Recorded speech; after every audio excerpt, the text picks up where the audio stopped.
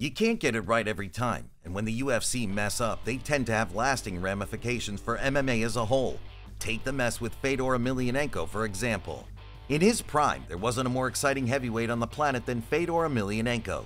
He was a fast, dynamic, and extremely intelligent competitor, one who was equally dangerous on the feet and on the mat. And during a time when Pride was serving as a legitimate contender to the UFC, Fedor was their poster boy. The guy who could be pointed to as the single greatest heavyweight in the sport and the best fighter in the game, period. And yet, when the time came to try and seal a deal between the UFC and this Russian superstar, problems between Dana White and Fedor caused negotiations to quickly break down, depriving us of the chance to see this legend test himself in the UFC octagon. They fucking laughed at it, and I told him, and he'll lie if you ask him this, but I told him. Dana's not usually one to admit his mistakes, but years later he would come clean and say that this was a major regret of his. If there's one thing that the UFC are not good at, it's saying goodbye. Mike Goldberg was never my friend. We weren't friends, we're not friends, and no, he shouldn't have been expecting a call from me. Nowadays, sure, the Hall of Fame allows an old legend to step back into the spotlight for a moment and get widespread praise from the sport. But retirements, as they actually play out, rarely go well. We're more used to seeing fighters' chins disintegrate and gradually watch them as their talents wither away before they're forced to retire. That's just the nature of the sport. But when the UFC didn't even do a tribute package for the iconic commentator Mike Goldberg when he left his role, it was an incredibly disrespectful thing to do. Sure, his commentary style didn't exactly fit the modern game and the UFC's push for mainstream acceptance, but you gotta love Goldie's fun and sometimes corny approach to calling fights. And here we go! Here we go! Here we go! The sound of his voice literally colored some of the most famous moments in MMA history. These days, the flyweight division rarely produces anything less than an exciting contest. But during the peak of Demetrius Johnson's dominant reign over the weight class, the UFC were genuinely considering axing the division entirely, which would have been an absolutely insane decision to make. They even cut a bunch of 125-pound fighters in preparation for this, including the future champion and fan favorite Brandon Moreno. Thankfully, an upset win for Henry Cejudo against Mighty Mouse turned the tide, injecting new life into the weight class. And from there, 125 pounds has truly found its momentum. Remember, if you're enjoying this content, be sure to leave a like and a comment before subscribing to the channel so you don't miss a single upload. When are we going to see women in the UFC, man? Never. Never? Never. This one aged very, very badly. Before we saw the implementation of 4 women's divisions in the UFC, Dana White was infamously caught on camera during a TMZ interview very dismissively telling the world that women would never be allowed to fight in the UFC. And at the time, despite the statement's controversy, we had no reason to doubt that Dana would stick to his word on this one. But lo and behold, when Ronda Rousey became a genuinely big star for Strikeforce, all of Dana's ideas about females competing in the top flight went out the window. In other words, Dana saw dollar signs in his eyes and opened the floodgates, leading to more and more women's mixed martial arts under the UFC banner. And over the years, enough star power has been produced to really convince us all that this decision to change his mind was the correct one.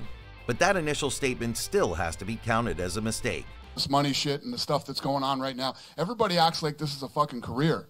This isn't a career. This is not a career. This is an opportunity. Anything can happen at any given moment. Speaking of stupid things Dana has said over the years, he caused a major uproar within the fan base, the media, and in certain fighters when he very boldly claimed that a shot in the UFC is not a career, it's an opportunity.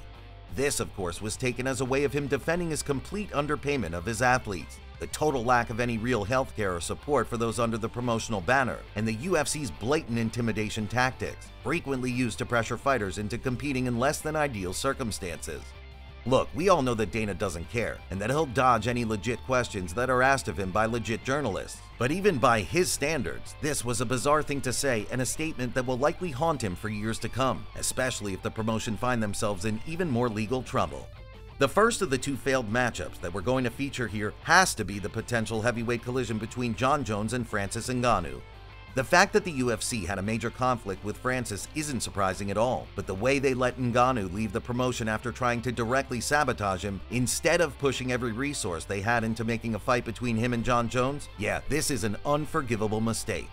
The ESPN deal gives a flatter fee per event, removing the incentive to truly push every effort into major fights like this one. And that's what we saw here. The promotion were perfectly happy to let Ngannou go and make tens of millions fighting boxers, while settling for Jon Jones versus an ancient, out-of-practice Stipe Miocic. But for the fans, they lost out on one of the biggest fights of all time, making this a hugely significant mistake in the UFC's back catalog. Oh, baby. It's her weight. Calma, Chris, you need to breathe. You need to breathe. Yeah. No máximo 2 pounds do peso. Perdeu quantos quilos até amanhã? 3,5. Tá top tudo.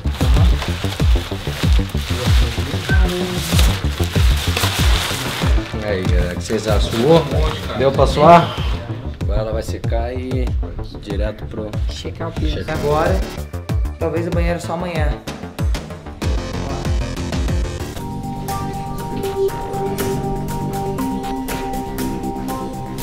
How much, George? How much?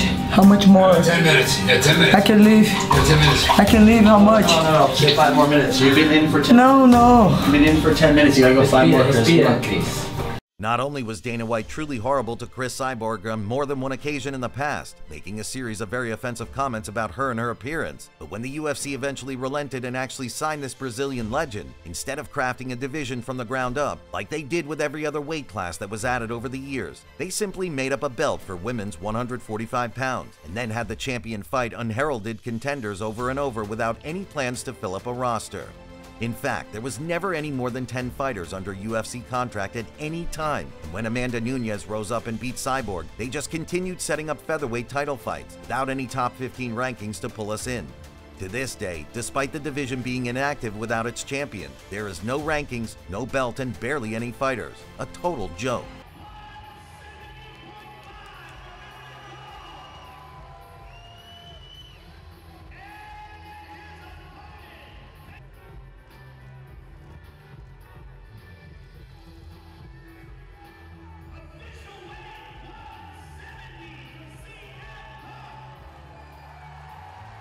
What can we really even say about CM Punk that hasn't already been said? This guy had no background in fighting, no experience, subpar athleticism, in his mid-30s with no fights on his record, but he was a big star, and so the UFC decided to sign Phil CM Punk Brooks to a deal, putting him on a pay-per-view main card and basically making a mockery of the sport in the process. In his path was a genuinely decent fighter in Mickey Gall, who easily took Punk down and beat him up before getting the fight-ending choke. The pay-per-view performed well enough that they invited Punk back for a second try at UFC 225, matching him up with the laughably bad Mike Jackson. And yeah, this fight sucked. Punk lost on the scorecards, and everybody, even his die-hard fans, had officially had enough of this weird MMA experiment. Ripping off the fighters is just part and parcel of what the UFC do, but even by their standards, depriving them of the chance to wear their own sponsors was a truly vicious thing for them to do. Some of these fighters made way more from their personalized shorts than they did from fighting, but when the UFC opted to sign a deal with Reebok and later Venom, they basically shafted the entire roster, making a big sum of money for themselves while reducing the fight-by-fight athlete payouts to a relatively meager figure. A good move for the promotion, sure, but one that attracted huge criticism from the mainstream world. And finally, we come to an obvious one, but an important one nonetheless.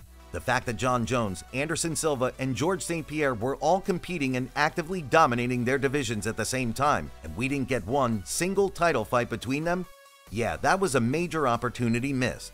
Whether it was Jones versus Silva at 205 pounds, or Silva versus GSP at middleweight, the opportunity was there to make some of the biggest and most important fights of all time. And yet, the UFC couldn't get it done. A true shame. If you enjoyed today's video, show your support by leaving a like and a comment before subscribing to the channel so you don't miss any content week to week.